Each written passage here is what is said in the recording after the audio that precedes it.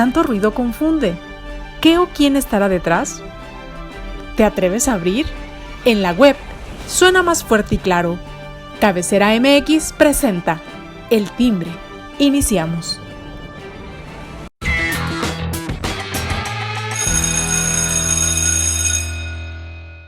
¿Qué tal, amigos? Muy buen día, me da mucho gusto saludarlos. Ya es miércoles 3 de mayo y bueno, pues saludamos con mucho gusto a todos nuestros amigos y trabajadores de la construcción que hoy pues están celebrando un gran día y qué bueno que pues gracias a ellos hay país, hay infraestructura, hay construcción, hay todo porque pues gracias al trabajo de estos compañeros trabajadores de la construcción, pues se hacen grandes obras, grandes proyectos y bueno, pues ahí están. Felicidades en su día. Y bueno, pues invitarlos a usted que nos acompaña en este programa, pues a darle like a las redes sociales de cabecera, donde usted puede recibir toda la información que se va generando momento a momento y minuto a minuto. Recuerde que suscríbase a Telegram y ahí gratuitamente recibirá toda esta información. El día de hoy saludo con mucho gusto a mis compañeros. Surya Palacios, ¿cómo estás, Surya? ¿Qué tal, Alberto, Héctor, Carlos? Muy bien, encantada de estar aquí. Bienvenidos todos. Feliz miércoles y claro, pues es Día de la Santa Cruz, ¿no? Así es. Y por eso hay obras grandes, pero también pequeñas, ¿no? O sea, la labor también de los trabajadores de la construcción en los arreglos, las remodelaciones que uno hace en su casa. La verdad es de que es un trabajo poco valorado, ¿eh? Pero que debe de ser reconocido. Así es. Pues un saludo para ellos. Carlos Maguey, ¿cómo estás? ¿Qué tal? ¿Cómo les va? Buen día, buen miércoles. Semana cortita para muchos, ¿no? Bueno, no, para la mayoría, ¿no? Sobre todo para la escuela, ¿no? Sí. Los nuestros sí se saben dar vida, ¿no? El viernes hicieron ahí como que tenían actividades sin chamacos. Ayer también, y este viernes que viene otra vez. Otra vez. Y luego la semana que Viene viene, el 10 de mayo, 10 de mayo, y luego El el Día de la 15. Madre. 15 de mayo, el Día del Maestro. No, sí. Mayo está, bueno, es el mero mes, ¿verdad? Para ellos. Así Pero bueno, es. aquí estamos nosotros dándole. Qué gusto tenerlos aquí. Héctor Romero, ¿cómo estás, Héctor?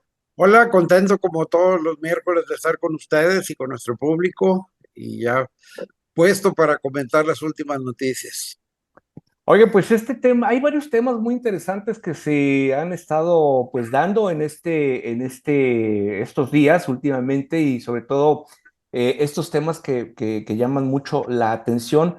Me gustaría que iniciáramos con este tema del ultimátum, ¿no? Una juez de distrito pues dio un ultimátum a la Junta de Coordinación Política del Senado para que pues resuelva el asunto del INE y creo que les dio un plazo pues, de 48 horas, Urya, ¿no? Sí, así es, 2 días. 2 días nada A más. partir de que se notifique, a partir de que se notifique eh, este auto incidental. Se trata de la jueza Celia Quintero Rico, quien es titular del Juzgado 17º de Distrito en materia administrativa de la Ciudad de México. En esta instancia se promovió desde el año pasado por parte del Consejo Consultivo del INAI un juicio de amparo. Y ya se había, desde febrero, se concedió la suspensión provisional y enseguida, en marzo, se concedió la suspensión definitiva, ordenando con esto, es una medida cautelar, todavía no se ve el fondo del amparo, pero o sea, se ordenó con la suspensión que el Senado debía convocar a una sesión para que se nombraran a los consejeros que siguen vacantes en el INAI y que por lo cual a partir del 1 de abril pasado esta institución no ha podido funcionar porque necesita como mínimo un quórum en el pleno de 5 consejeros y pues ahorita ya nomás hay 3. Digo, solo hay 4, hacen falta 3. El tema es que se promovió también, ya dado el incumplimiento del Senado, se promovió también un incidente, así se le denomina, incidente de incumplimiento de suspensión, en el cual ahora la jueza ya les dice o lo cumplen, y va destinada la orden a la Junta de Coordinación Política, que se integra por todos los líderes de los partidos de la Cámara Alta. ¿Qué es lo que deben de hacer? Bueno, pues en este caso se debe de convocar a una sesión para que se realicen los nombramientos. Sin embargo, ya concluyó el primer periodo ordinario de sesiones de este año del Congreso. Entonces, ¿cómo podrían obedecer los líderes partidistas integrantes de la Jucopo esta determinación jurisdiccional? Bueno, pues tendrían que convocar para a un periodo extraordinario que se avalara, y posteriormente entonces sí ya hacer, digamos que la convocatoria para una sesión expresa en donde se pudieran elegir a los consejeros del INAI que siguen vacantes. Si no lo cumplen, ¿qué es lo que sucede? Pues empieza con multa.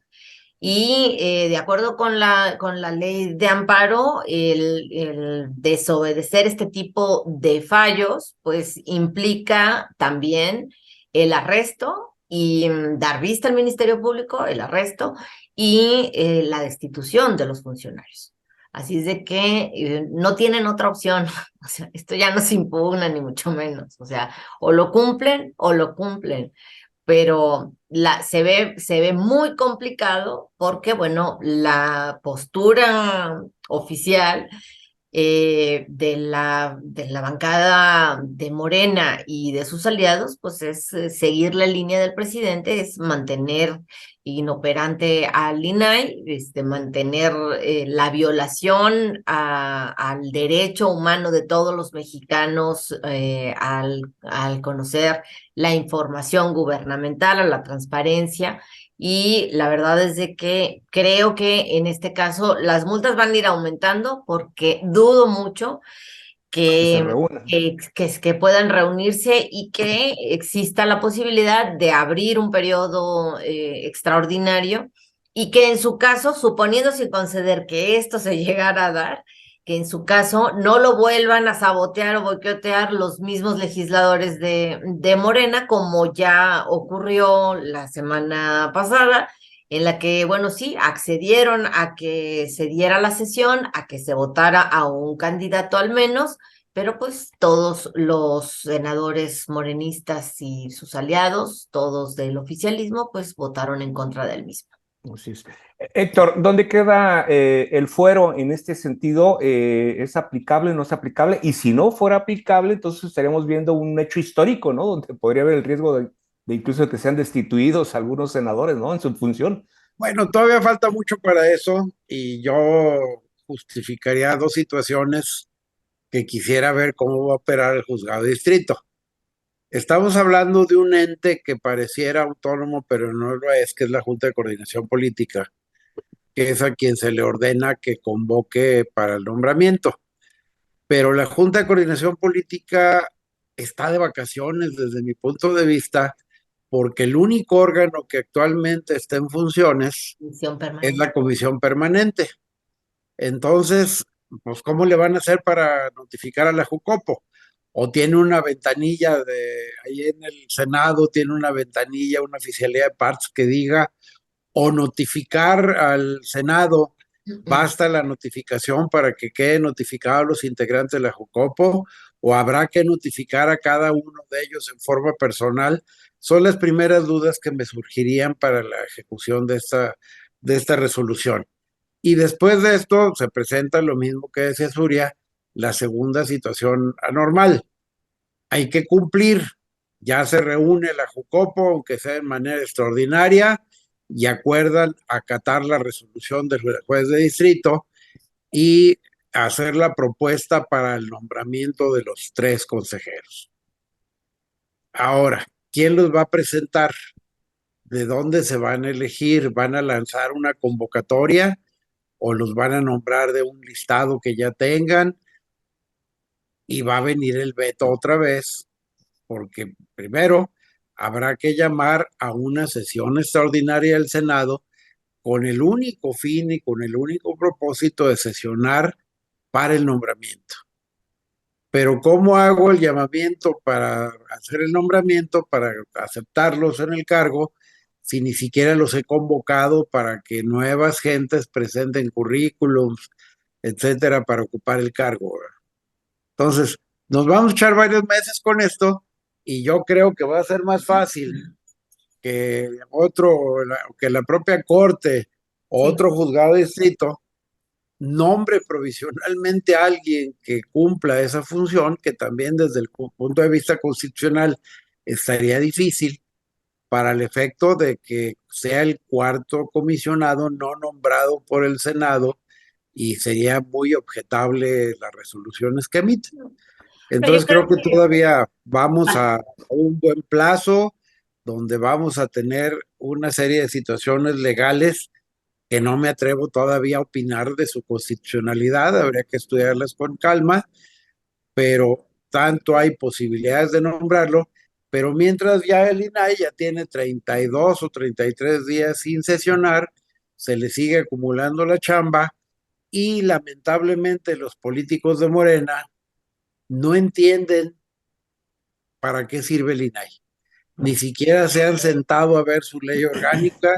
Esas estupideces que decían que lo puede hacer la Auditoría Superior implica el desconocimiento total hasta de la Auditoría Superior y de sus funciones, porque además la Auditoría Superior no es un órgano autónomo constitucional. Al final de cuentas le rinde cuentas al Congreso de la Unión. Claro. Entonces también tendríamos un problema de incorporar un órgano que realmente es autónomo desde el punto de vista constitucional a un organismo que su función es la revisión de la cuenta pública. Sí. Y pues uno está destinado a una función y el otro es el producto de años de ir ensayando, probando y echando a perder y demás para llegar a un organismo altamente capacitado en el tema de la rendición de cuentas. Y los ejemplos que nos ponen, es que cuando yo solicité esto, el INAI no me lo dio. A ver, espérate, el INAI no tiene la información.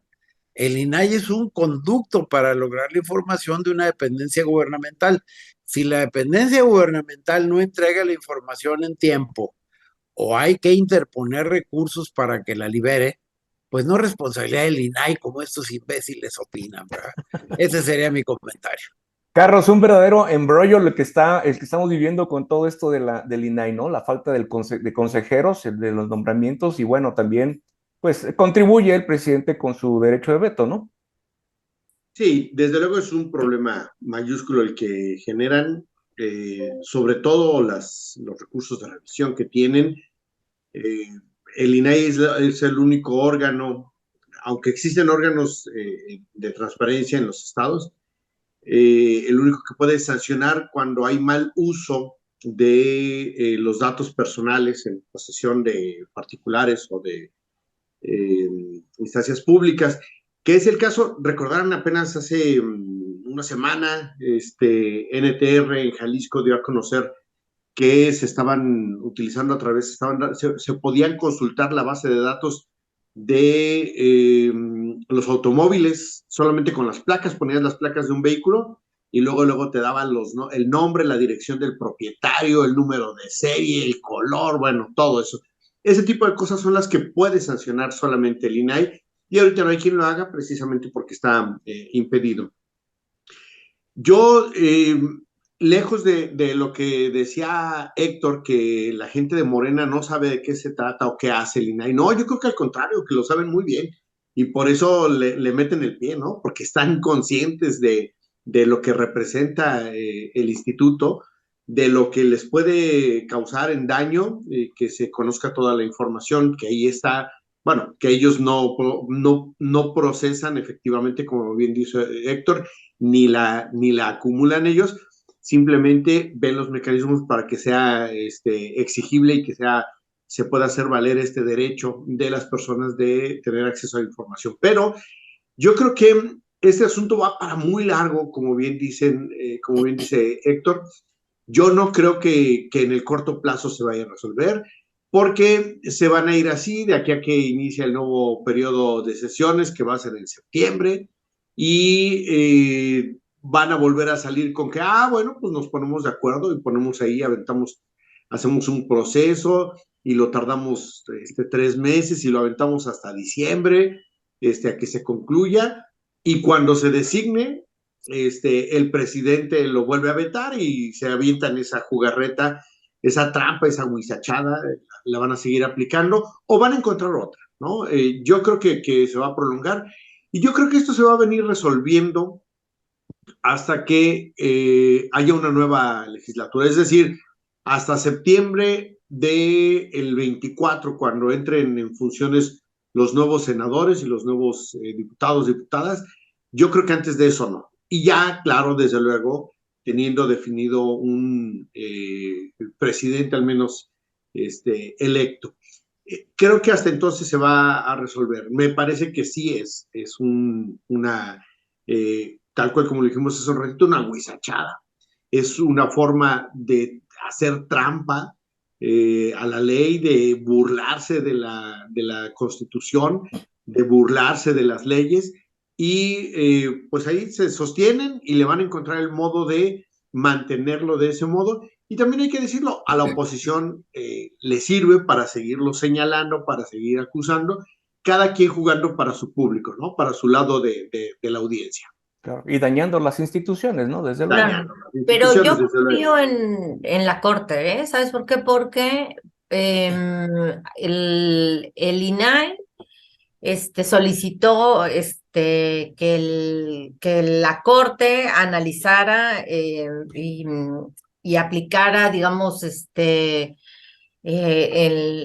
los principios de transparencia, acceso a la información y que o sea, que incluyera varios artículos de la Constitución en una interpretación en favor de la misma institución, considerando el derecho a la información de los mexicanos, para que se le permitiera funcionar solo en su pleno con 4 comisionados. Entonces, sí, eso sí creo que se esto se negó, se lo negó la ministra Loreta Ortiz, pero esa resolución negada es recurrible a través de un recurso de reclamación que el INAI ya en estos días, el plazo son 5 días, eso fue la semana pasada, entonces ya estará promoviendo este recurso, que seguramente no seguramente, se debe de votar en una de las salas de las 2 salas de la Corte, y ahí sí se pudiera, digamos, tener una ventana abierta de que los ministros, ya no uno solo, sino que ya los ministros, analizando el recurso de reclamación del INAI, pues pudieran hacer una nueva interpretación de los principios constitucionales que rigen al acceso a la información, la transparencia, porque no hay que olvidarnos, se trata de una institución, como tanto Carlos como Héctor dicen, que es el vehículo, que es el intermediario entre los ciudadanos y las instituciones gubernamentales, que son los poseedores de la información. Así es de que al final de cuentas termina siendo una instancia, el INAI, que defiende a los mexicanos y a este derecho humano que tenemos todos los ciudadanos. Así que, bueno, está la esperanza en la Corte, por un lado, y por el otro, el poder de veto para estos consejeros del INAI el presidente solo lo tiene 2 veces. Entonces, solo una segunda vez puede vetar al que elijan. En la siguiente vez ya no. El Senado lo elige directamente, ya sin considerar la opinión del presidente, con 3/5 partes de los votos de los senadores presentes. Pues interesante lo que está ocurriendo en el tema del INAI. Estaremos dándole seguimiento aquí a través del timbre, donde podremos estar dando puntual asistencia a lo que vaya ocurriendo con este tema. Ya escucharon aquí a nuestros comentaristas expertos en la materia y bueno, pues vamos a dar con los temas. Y precisamente hablando de la Suprema Corte, pues el gobierno de la República por ahí hizo una publicación vía redes sociales donde pues hace alusión a la filtración del proyecto de sentencia de la Suprema Corte de Justicia como una causa grave de responsabilidad. Esto ante la publicación del proyecto del ministro Alberto Pérez Dayán. En ese sentido, Héctor, ¿se filtró o no se filtró? ¿Fue legal? ¿Qué fue lo que realmente ocurrió con este proyecto de inconstitucionalidad del que hacen mención? Bueno, sé que se publicó por un medio de comunicación nacional parte de lo que pareciera ser el proyecto. Sin embargo, no publicaron el proyecto completo ni mucho menos. Sin embargo, la Suprema Corte, dentro de sus facultades, tiene la obligación de publicar determinados proyectos de sentencia, y así lo vivimos los abogados día a día. Cuando tenemos un asunto, podemos darnos cuenta de que el ministro ponente ya lo publicó, y es a lo que se va a someter a la votación del resto de los ministros, ya sea de los otros 10 en el Pleno o de los otros 4 en la sala. Y a propósito, espero que no conozca el tema del INAI, la sala de segunda de la Suprema Corte, porque pues está bien chairizada. Es mejor que conozca la primera. Y por eso le decimos la sala de segunda, no la segunda sala de la Suprema Corte. No, pero ahí nomás hay dos. Pues con esos tienes para No, escoger. el otro día les echaron precisamente la semana pasada la segunda sala, o sea, mantuvo la suspensión del plan B, que es de lo que estamos hablando. Sí, Plan B. bueno, el tema está en que, independientemente de que haya habido una filtración y demás, sea grave, lo importante es el proyecto del ministro que ya está publicado y que queda mandado a hacer no nada más para el plan B, sino para todas las leyes, primera parte y segunda parte del plan B, sino para todo el proceso legislativo que concluyó en este fin de semana, del montón de leyes que sacaron el valor los morenacos. Y fíjate lo que dice el punto 250 del proyecto de resolución: el cúmulo de irregularidades y violaciones a los reglamentos de cada cámara en las que se incurrió durante el procedimiento legislativo que culminó con la aprobación del decreto impugnado, conllevan una afectación sustancial a los valores centrales de la dimensión deliberativa de la democracia representativa, particularmente en cuanto a la necesidad de resguardar el debido proceso, el respeto a los derechos de las minorías parlamentarias y la libertad de expresión que asiste a cada uno de los legisladores. Ese para mí es la parte fundamental de este proyecto, y que es aplicable. ¿Por qué? Porque todos conocemos que si hay violaciones al proceso legislativo, pues el producto del proceso legislativo, que es una ley o una reforma a una ley, son completamente inconstitucionales. Entonces, a mí me preocupa que le estén apostando a que la Suprema Corte se las tumbe para seguir atentando contra la Suprema Corte, cuyos ataques desde el Ejecutivo Federal cada día son más gruesos y más constantes. Ya es un peligro para la ministra presidenta de la Corte salir a la calle, porque están los atolizados a todo lo que dan en contra de ella.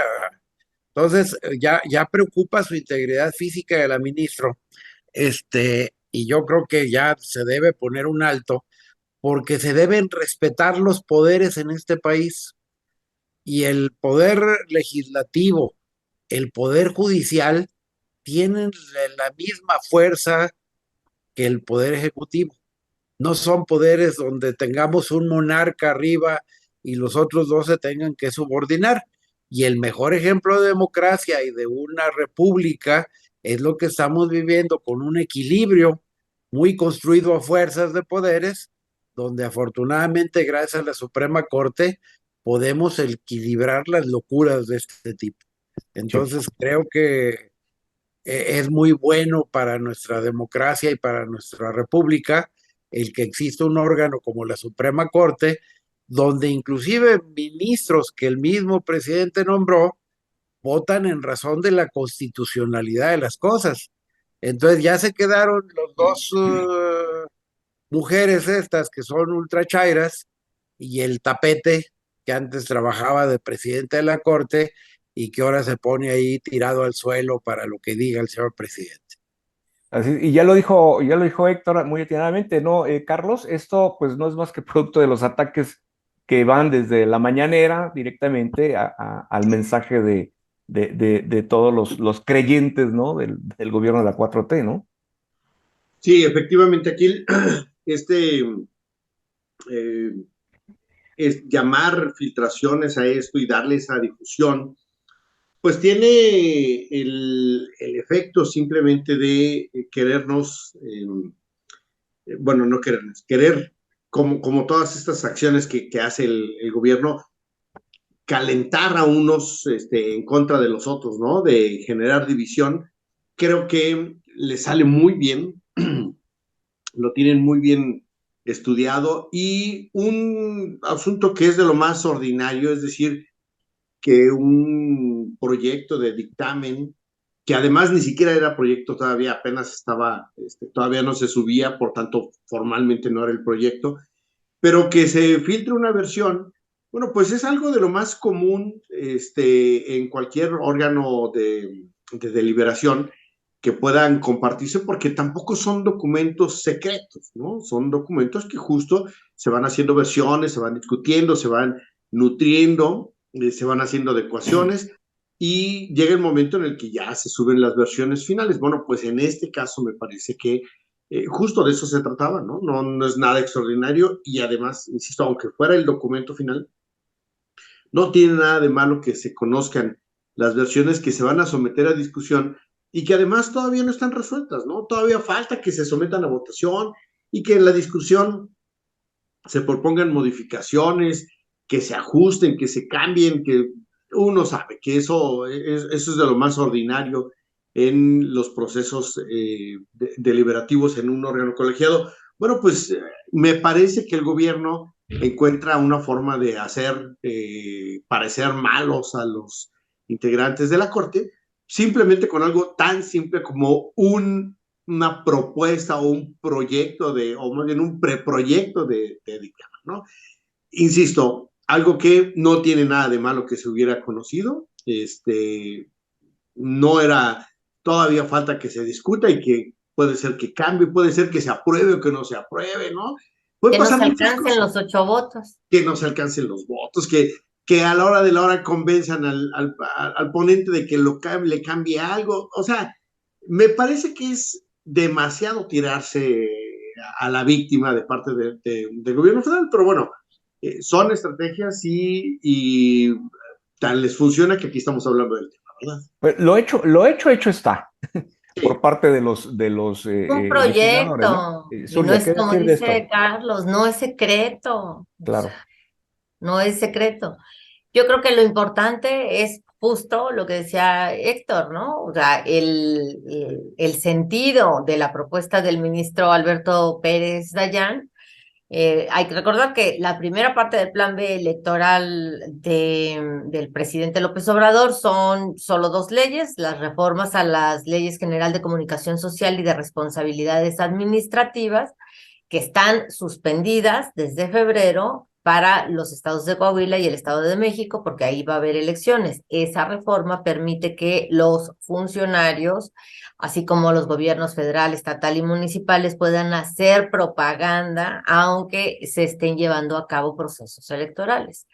Entonces, esta reforma fue impugnada por todos los partidos de oposición a Morena, así como senadores y diputados de oposición, a través son 7 acciones de inconstitucionalidad y el ministro ni siquiera tuvo que entrar al fondo de la demanda, porque fueron de tal magnitud las violaciones al procedimiento legislativo que pues simplemente con eso proyecta, y esa es la propuesta, invalidar totalmente el decreto de reforma de esta primera parte del plan B electoral del presidente, lo que en términos prácticos significa expulsarlo del sistema jurídico mexicano. No se aplicaría ya en ninguna entidad federativa.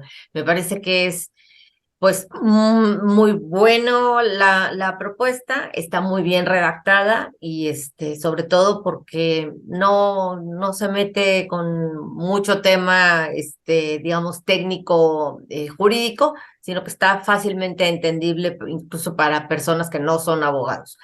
Lo más importante es que se logre el próximo lunes, que es más o menos la fecha en la que se prevé vaya a votarse este proyecto de sentencia, pues que se alcancen los 8 votos necesarios para conseguir la invalidez pues de estas normas cuyo procedimiento de aprobación fue completamente desaseado, igual que lo que acaba de ocurrir en el último día del periodo ordinario de sesiones, tanto del Senado como de la Cámara de Diputados, ¿no? O sea, andan con tantas prisas los morenistas y sus aliados que, bueno, o sea, ni siquiera respetan sus propias normas, empezando por el reglamento de cada una de las cámaras. Así es. Pues eso es un tema también que merece atención, como todos los que aquí se plantean, ¿no? Y bueno, pues ya por cuestiones de tiempo, rápidamente conocer su opinión con esta, pues podríamos decir, vuelco que puede dar el caso de Segalmex, esta liberación de Jesús Óscar Navarro Gárate, exdirector de Administración y Finanzas de Segalmex, que se le acusaba de, pues, un desfalco de más de 142 billones de pesos, y bueno, pues junto con otros 2 funcionarios pero pues son exonerados, ¿no? Un juez de control los libera, Héctor. Bueno, ya lo habían detenido, ya lo habían soltado. Esta es la segunda vez. Ah, vaya, mira. Pero es ridículo que detengan a quien denunció Uh-huh. el desfalco, a quien denunció el fraude, y luego vengan por él y lo acusen de delitos. Pues claro que un juez de control lo iba a liberar, pues como deben ir por los peces gordos, pero pues sabemos que el mero mero de la tranza es amigo del preciso y pues no lo van a detener nunca, ¿verdad? Lo van a justificar como lo han venido justificando. Eso es lo malo de juntarse con malos, ¿ves? Los malos son los otros, pero tú sigues siendo santo mientras estés abajo de la cobija del Todopoderoso. Entonces, pues el mero mero de la tranza de Segalmex no lo van a detener. Y va a pasar lo mismo que con el que está pasando con el culpable de los 40 muertitos allá de la frontera, que el mero director, el encargado del instituto, pues le van a hacer el toro de que lo van a detener, que esto y que el otro, pero al final de cuentas lo van a exonerar.